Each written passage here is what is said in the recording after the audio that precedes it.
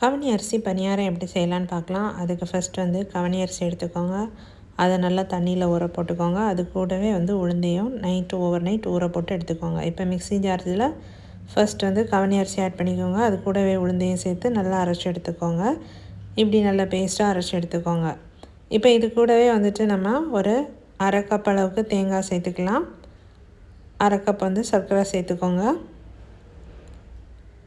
அது கூடவே ஒரு டீஸ்பூன் அளவுக்கு ஏலக்காய் தூள் சேர்த்துக்கோங்க. ஒரு பழம், இது எல்லாத்தையும் சேர்த்து மறுபடியும் நல்லா அரைச்சி இந்த மாவு பதத்துக்கு இப்படி எடுத்து வச்சுக்கோங்க. இப்போ குழி பணியார சட்டியில் வந்துட்டு எண்ணெய் ஊற்றிக்கோங்க. எண்ணெய் சூடானதும் பணியார மாவு ஊற்றிக்கோங்க.